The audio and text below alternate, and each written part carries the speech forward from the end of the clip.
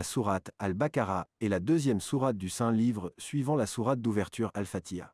Traduite par la vache ou parfois la genisse en français, ce titre fait justement référence à un récit qui parle d'une vache dans la sourate, en l'occurrence les versets 67 à 73.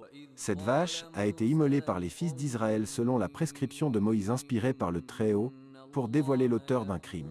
La sourate Al-Baqarah a été révélée au prophète Mohammed S12Z après sa hijra départ à Médine, inspirée par à la suite aux persécutions subies par les croyants à la Mecque.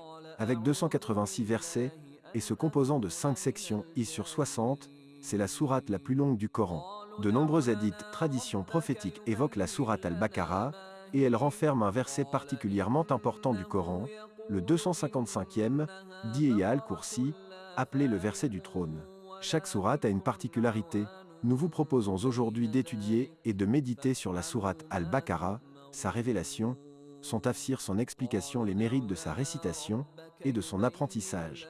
Le prophète S12Z a mentionné, d'après Abu Umama al-Bayli qu'Allah l'agrée le prophète, que la prière d'Allah et son salut soit sur lui a dit, lisez la sourate Al-Baqarah car sa récitation et bénédiction, son délaissement et malheur et les sorciers ne peuvent rien contre elle. Rapporté par Muslim dans son Sahih numéro 804, comment a été révélée la sourate Al-Baqarah. Comme il a été dit un peu plus haut, Al-Baqarah a été révélée au prophète Mohammed S12Z après sa hijra, dans la seconde partie de sa vie après avoir quitté la Mecque pour Médine. C'est la première sourate médinoise révélée au messager d'Allah S12Z. Toutefois, le verset 281 lui a été révélé à la Mecque, lors du pèlerinage d'adieu à Mina. Et craignez le jour où vous serez ramenés vers Allah. Alors chaque âme sera pleinement rétribuée de ce qu'elle aura acquis, et ils ne seront point lésés. Moins que, verset 281, ainsi, le chapitre La Vache est à la fois une sourate médinoise et mécoise. La sourate Al-Baqarah aborde une pluralité de sujets relatifs à l'islam, des instructions, comme des promesses faites aux croyants. Dans sa globalité, elle révèle la bonne guidance et affirme qu'il n'y a pas de contrainte en religion. La sourate Al-Baqarah est une invitation au message divin. La majorité des récits et thèmes qui y sont évoqués font appel à la soumission à Allah le Très-Haut. Allah a ainsi fait descendre une sourate apportant la protection aux croyants. Le prophète Moussa, Moïse et les enfants d'Israël sont évoqués dans la sourate. Allah relate, et rappelez-vous lorsque Moïse dit à son peuple, certes Allah vous ordonne d'immoler une vache. Ils dirent, nous prends-tu en moquerie? Qu'Allah me garde d'être du nombre des ignorants, dit-il. Verset 67, par ailleurs, Aya al-Kursi, ou le verset du trône, est le verset maître du Coran. Le prophète S12Z a recommandé particulièrement de lire ce verset 255. Dans la sourate La Vache, il y a un verset qui est le maître des versets du Coran. Il n'est récité dans une maison sans que le démon ne la quitte. Rapporté par Abu Huraira.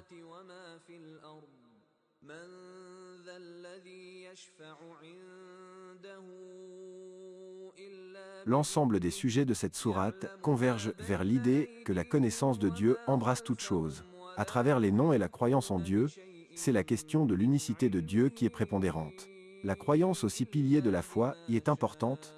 La foi parfaite en islam repose sur la croyance en Allah, en ses anges, en ses livres, en ses messagers, au jour du jugement dernier et au destin, que ce dernier soit considéré comme bon ou mauvais. Allah a souligné dans le premier verset que selon le comportement, les hommes sont divisés en 3 catégories, les hypocrites, les mécréants et les croyants. L'histoire d'Adam est aussi évoquée dans la sourate Al-Baqarah. Adam est une image socle pour l'islam, il est le commencement de l'humanité, sa présence est évoquée dès les premières pages du Coran. Il y est relaté sa désignation comme vicaire par Allah, sa présence au paradis, et la tentation de Satan à laquelle il a cédé et pour laquelle il s'est repenti. Je vais établir sur la terre un vicaire, Khalifa verset 30, des versets 40 à 152, les fils d'Israël sont cités dans la sourate. Allah s'adresse particulièrement à ces derniers en leur réitérant, rappelez-vous, ce sont en quelque sorte des avertissements qui leur sont destinés pour qu'ils reviennent à la bonne guidance. La sourate Al-Baqarah aborde en effet le récit des Bani Israël et leur attitude adoptée envers leur prophète. Qui donc aura en aversion la religion d'Abraham, sinon celui qui sème son âme dans la sottise. Car très certainement nous l'avons choisi en ce monde, et dans l'au-delà, il est certes des gens de bien. Verset 130, la dernière partie de la sourate Al-Baqarah apporte davantage de préceptes pratiques, fixant les lois et les règles à la nouvelle communauté musulmane. En tout, Al-Baqarah énonce 130 préceptes sur différents thèmes tels que pèlerinage, jeûne, divorce, mariage. Ainsi, outre les piliers de la foi, les 5 piliers de l'islam sont stipulés. La shahada, le témoignage qu'Allah est le seul digne d'être adoré, et que Mohammed est son messager, la salat, la prière, le siyam, le jeûne, la zakat, l'aumône obligatoire, le hajj, le pèlerinage, l'autorité, l'équité et les engagements doivent être au cœur de tout comportement des croyants, ce que précise Allah à travers les versets. Le verset suivant en est par exemple une parfaite illustration.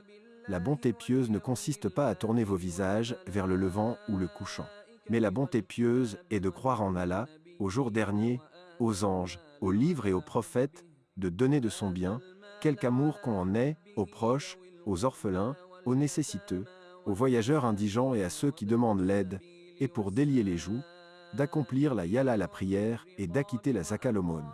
Et ceux qui remplissent leurs engagements lorsqu'ils se sont engagés, ceux qui sont endurants dans la misère, la maladie, et quand les combats font rage, les voilà les véridiques, et les voilà les vrais pieux. Verset 177, en outre, la sourate stipule une législation précise sur les relations sociales, le comportement sain au quotidien, la prise de décision économique, en ce qui concerne les prêts, l'héritage et les questions juridiques. Par ailleurs, tout comme pour les femmes, il existe également des points qui concernent particulièrement les couples, c'est le cas par exemple des conditions de divorce et de la durée de l'allaitement. Pourquoi réciter et apprendre la sourate Al-Baqarah? Quels sont ses mérites? Il est indéniable que le Coran occupe une place centrale dans la vie du musulman.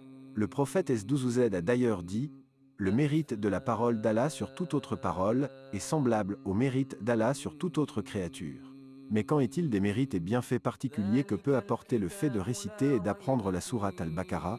Cela apporte de multiples récompenses. Les bienfaits les plus marquants de la sourate Al-Baqarah sont entre autres la protection divine, l'accès au paradis ainsi que la guérison contre la sorcellerie, et les maux apportés par le mauvais œil. Lisez le Coran, car, au jour de la résurrection, il intercédera en faveur des siens ses lecteurs assidus.